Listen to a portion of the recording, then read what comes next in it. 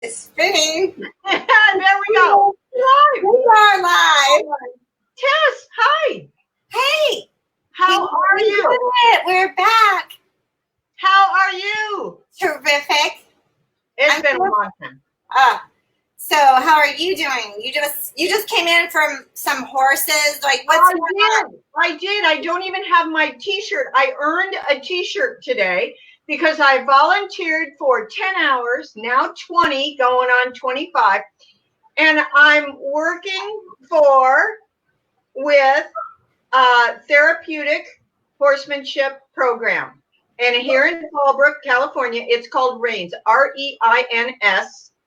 And it is all therapeutic riding and horses, therapy of all kinds, disabilities, physical, mental, veterans, people with addictions. It's an amazing program. And I worked there. Are you ready?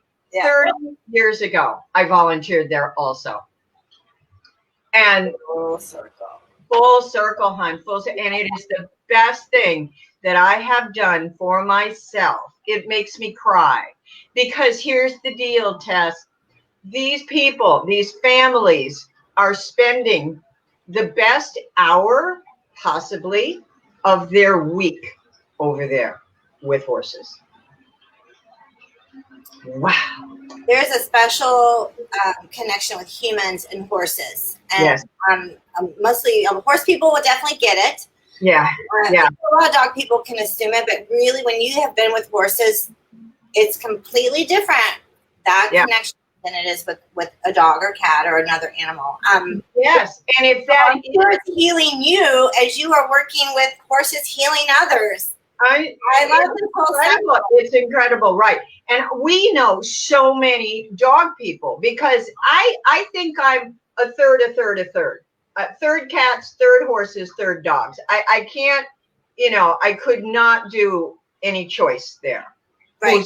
Who's my? You got to throw in those bits of elephant and all these other. Oh my God! Wow. I'm obsessed with. It's really hard to divide you up. I think you are full. Yeah, you're the full thing. So. Yeah, I think so. Yeah, and maybe it's an ungulate thing. But with elephants, you have the opportunity to work with horses, so I get it. Yeah. And So Tess, tell me about you, and let's talk and getting everything back up and running and let's talk about COVID. Let's talk about, what we've been through. Every day is different. Every day's different.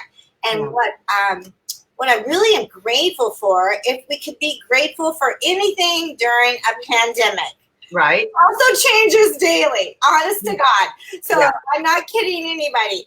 It changes daily. But I am grateful today for recognizing how to be fluid and how to keep going down that river with what opportunities are coming up ahead. Yeah. And to look at all these obstacles, which I receive, people receive daily, and go up, it's kind of like being in a bumper car and you're like, bump, bump, bump. And you're like, thank you for all those obstacles to keep me going in the right direction, which is not straight ahead. Never. Flowing, maybe a little more this way. And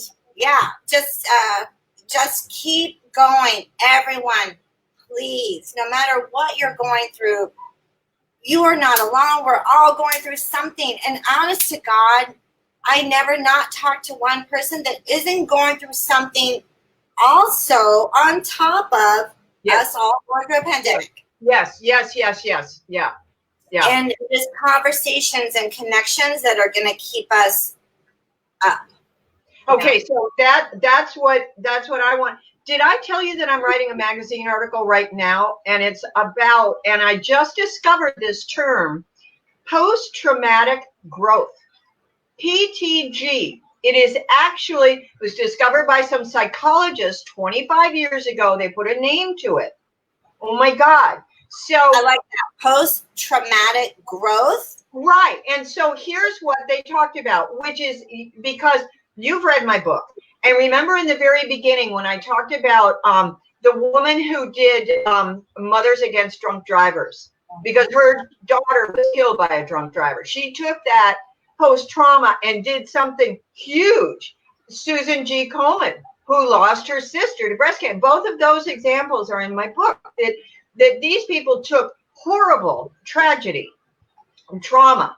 And here's what this other book said by this woman, Turin. She wrote a book called Emotional Advantage, just out. And she calls it, we don't bounce back, we bounce forward. Oh, yeah, that's good. Wow, yeah. Right? Because bouncing back is, and I'm on my bouncy office ball. I was thinking, are you sitting on your bouncy ball? Are you too? Oh. but so here's the deal. So, and I'm going to out myself in this magazine article. A couple of years ago, I was diagnosed with post-traumatic stress and had no idea. I would have called you a liar, said in my late 60s. Now somebody's going to say I've had post-traumatic stress from the age of 7 years old. I would have called him a liar. Now I understand, but I went through years of therapy and help and talking and reaching out and all that. And so here I am to share that part of the story. Wow. But I realize now with this post-traumatic growth, I look around and I see it everywhere. Right? Yes. That's interesting. I don't have anything to quote on that except for a mention. I was with a client yesterday that mentioned she had read, and I'll have to ask her about and gone through some different therapy courses. Women, I don't know if it's men too, but she's a woman, and between 55 to 65 go through another traumatic time frame that has to do with something that happened in their childhood. So I don't know what that connection is, but like, say if you experience something when you're 7 years old, that comes back up at this certain age. I don't know where she got that information. I'm going to ask her, but please do, because that's fascinating, and that's exactly my timeline. And it came up actually during a meditation. I started seeing these things in my head, and I'm like, I'm meditating with 75 other people in the room, and I'm going, what is this? And then yoga, some of it came out in yoga, some of them came out in a massage. So I didn't want to, and then I read the book, which I've talked about quite a few times. The Body Keeps the Score. The Body Keeps the Score by Van der Kolk. He's a MD who coined the term post-traumatic stress disorder in 1980. So the body stores it. So let's get on to rescues. Let's get on to the dogs. And us coming back stronger and, using the opportunities that we've got, that we've been afforded. Absolutely. Yeah. Wow. So you were with a rescue this morning. What's up with that? Oh my gosh. So, okay, what's really funny is that it's actually quiet here right now. A miracle. We have a truckload of dogs that I am temporary because we're on together right now. They're actually in my backyard, and I had to get out Fresh Start and put out some Brave Bomb and Teamwork. I got out this whole cocktail. Oh, wow, nice. And so they're hanging out back there right now. They're from the desert, and so that's on all shiny. I've been sweating it out all morning. But everybody's good. We're going to be bringing them to some foster homes, and as soon as we're done talking this morning. So I've been, just revisiting the whole rescue life that, I love doing, and that has been just something I'm volunteering doing. Whoever needs me, I'm there, making, transportation available for these animals. Yeah. I can't do it without BlackWing Farms, and it makes it. I mean, it's quiet here, right? What's not only quiet is that my dogs are here too, which we know that they would be barking like crazy. So when we first arrived, we had a few, keys and all, but they're all conked out now because everyone's flower essence out. So that's I love it.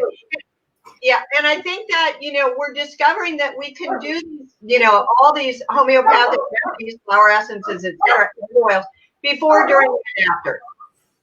Before, during, and after. It's like they're barking on cue now. You know they're doing it because I just Yeah, right. You just said, yeah, they're like, yeah, exactly. They be just going, oh yeah, look at this. Yeah, dogs will always get the last word, won't they?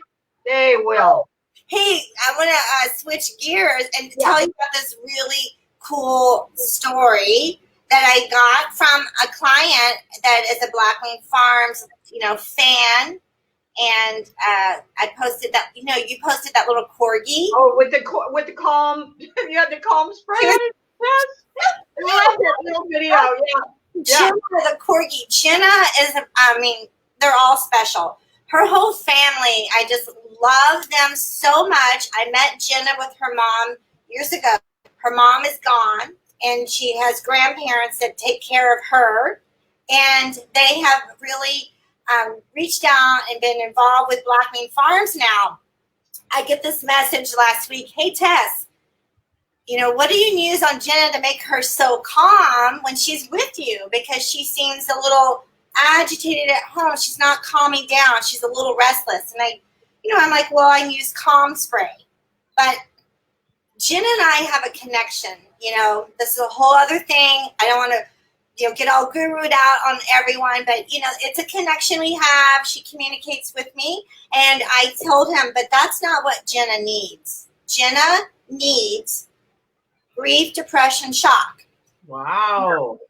And they were like, ooh, but we like the smelly ones, Yeah. Which everyone does. That calm spray is so lovely with the rose and the lavender. And it's calming and healing. But I kept just thinking about Jenna and this. Now, that's a whole part of another story, but so let's go on forward. They come and see me just the other day, and they're like, they had just gone through, and I did get their permission to kind of tell you the story. They lost their daughter. So they have just gone through an anniversary of her birthday. And he said, Tess, he's a hammock blend guy himself, Yeah. And he said, Tess.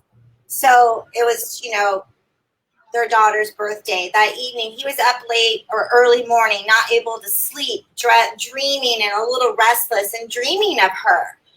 He gets up and Jenna, the corgi, is restless. She's not comfortable and she's walking. She cannot find a place to lay down. She seems disturbed and a little bothered. He finally goes, oh yeah. He gets out the grief, depression, shock. And he sprays Jenna, and he sprays her area, and he just keeps doing it. Jenna goes, lays down, and since that moment, since those sprays, has let go. Wow. I really feel that either, it can go either way, whatever really people want to believe. Yeah. Jenna was picking up on his energy, of, remembering his daughter, or what I go way out there, and I'm like, or, maybe she really was visiting. There was maybe a spirit. Maybe there was something there that humans do not see, but maybe the dog did. Whatever we choose to believe. Wow. And that spray came in and gave her the ability to go, I can accept this.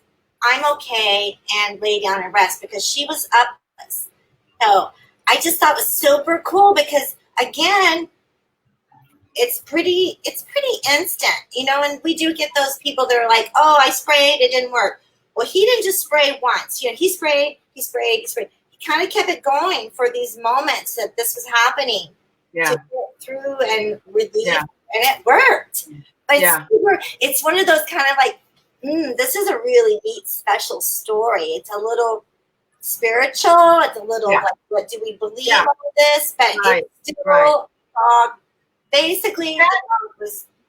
And that is one of the things about post-traumatic growth. One of the, they call it the domains. It's not a symptom or anything, but it's a domain of post-traumatic growth, is learning something new, being open to learning something new. I'm telling you, 40, 50 years ago, you could not find an animal communicator that would talk about it. Now, they're in the yellow pages, for gosh sakes, literally. So, yeah, and I've got some really good friends, and maybe we should invite some of them on. Oh, well, I know. I would love to. A lot of communicators. Yeah. Well, let's do that. Let's do that. Are you available next week sometime to come back? Oh, yeah. Let's make a schedule. Right. Okay. We'll post it for everybody. Yeah, let me see if we can get this together, and we'll do like 15, 20 minutes. Maybe somebody wants to participate with us and has an animal they want to communicate with. And why not? At this point, I mean, we do everything. We do everything, about, everything from veterinary care to food to everything. So, let's just open it up. Let's just, big, broad spectrum. Okay? Okay. Sounds great. I absolutely love you and adore you, and we'll figure this out, and we'll post it again on Facebook. But definitely that corgi with the comb spray bottle on his chest was adorable, and I posted it both on Instagram and at BlackWing Farms. It's true. She really does fall asleep. I think I posted the video. Of her, and I'm like, you guys have to look at this. So the video is a little different, another part of it. Yeah, I love it. And, who doesn't love looking at a corgi anyway, right? I know. Grin. She's gorgeous. So thank you guys, Jenna's family, for allowing me to share the story. Yeah, fabulous. All right, I love you, and I'll see you next week. Thanks everybody for tuning in. Okay, bye. And now we're leaving the studio. You got your little click button up there. Click it. All right, bye, baby. Okay, bye.